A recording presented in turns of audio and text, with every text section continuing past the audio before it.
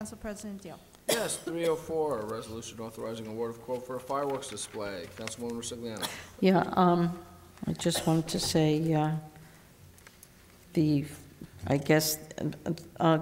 okay, what is their concert first, and then at night there's the fireworks display? Is that what it's going to be, Council President? Council President, this is similar to last year's 4th of July event. There'll be a concert at no expense to the taxpayers, and then fireworks. Who's paying this bill for $76.50? No, I had said the concert is at no expense to the taxpayers. Oh, okay. The fireworks and the music that will precede fireworks at no expense to the township, similar to last year. All right. They're donating their services? It will be done through a private fundraising effort, and it will not be with taxpayer dollars. Right, that's what was said last year, but I don't know if that was ever confirmed that it was done. It was, actually. It was? There was no taxpayer dollars, its relationship to paying the groups. It was all done by private entities making contributions. Okay, thank you, Council President. Okay, thank you, ma'am. Do we have a motion? Motion. Do you have a second? Second. Roll call, please. Councilmember Griffin Youssak. Yes. Councilmember Muscola. Yes. Councilmember Massaro. Yes. Councilmember Perelstein. Yes. Councilmember Rosigliano. Yes. Council President Deal. Yes, 307. General comments for the recommendations. Councilwoman Rosigliano. Yes, Council President, through the chair, I'd like to ask Mr. Lehrer, we had to sign today that we had received the audit book, that we had indeed received the physical book, which we do on an annual basis. Right. This resolution, is it just saying that we know what the recommendations are? That's all this is? I mean, what about, it doesn't Say we agree with them or accept. No, it just says you've received them. Correct. just that we've received them? Correct. So basically, it's the same as the papers we signed today? Yes. Absolutely. You've just received and reviewed. It doesn't mean you agree with them. Okay. All right. Thank you, Council Okay. President. Do we have a motion? So moved. Do we have a second? Second. Roll call, please. Councilmember Griffin Youssak. Yes. Councilmember Muscola. Yes. Councilmember Massaro. Yes. Councilmember Perelstein. Yes. Councilmember Rosigliano. Yes. Council President Deal. Yes. Do we have a motion to receive communications? So moved. Do we have a second? Second. All in favor? Aye. Okay, oral petitions and remarks. We're going to work off the list. I will say that I'm appointing Councilwoman Griffin Youssak to be chairman of a committee to investigate open portions of our meeting. Councilwoman Perelstein is joining her, and I have another opening. Any council member who would like to join that What team, is this please for? call me. I'm sorry, I didn't hear what it was. It's the it's a couple of weeks ago we had that discussion about how we do our open sessions, and I asked the clerk to research different towns, and Councilwoman Griffin Youssak said that she would like to form a committee. She thought a committee would be a good idea to kind of investigate what other towns do as far as their public sessions.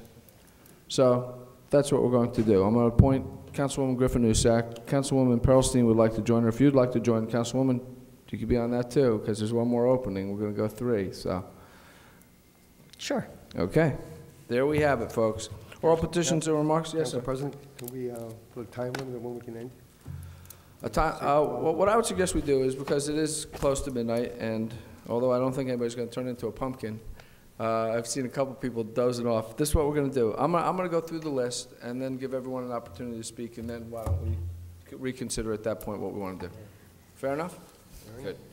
Charles Tamaro, Bruce Papkin, Walt Shneer, still here.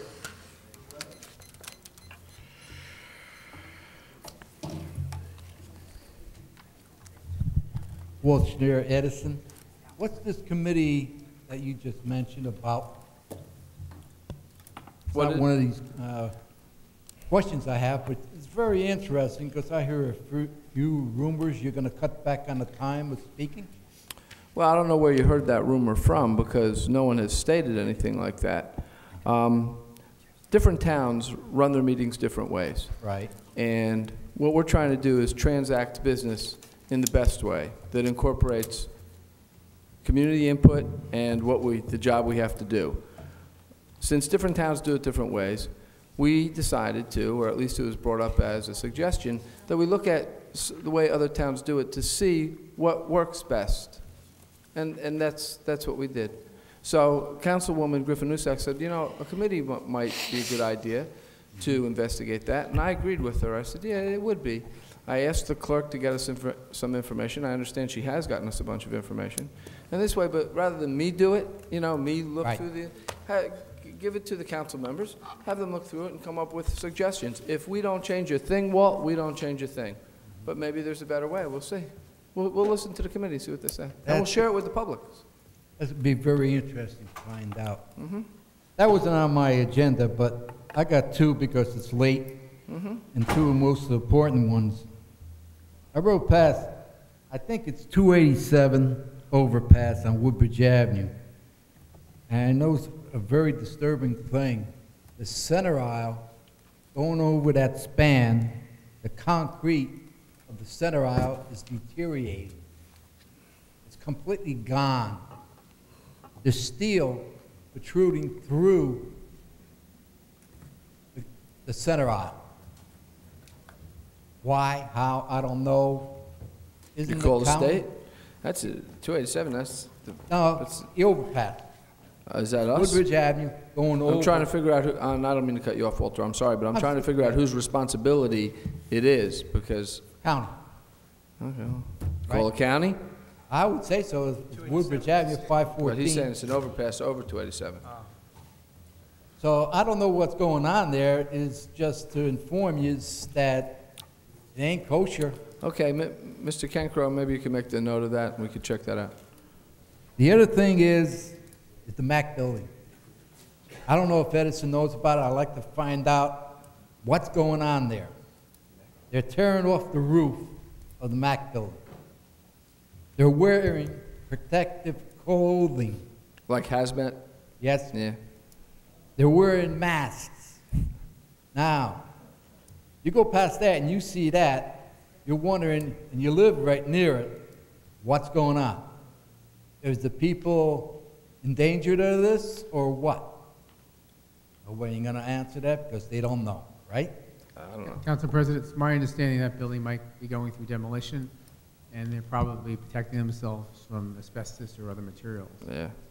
That's probably Especially required. with the age of that building, right? That Right. building, 1930s maybe? Could be. Right. Okay.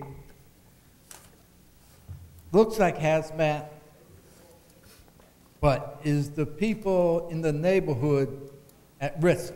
I don't know. Yeah. I'll check with Mr. Will Grun. you check with Mr. Grun, our health director, tomorrow? I'd like to know, find out about it. Yeah, fair question.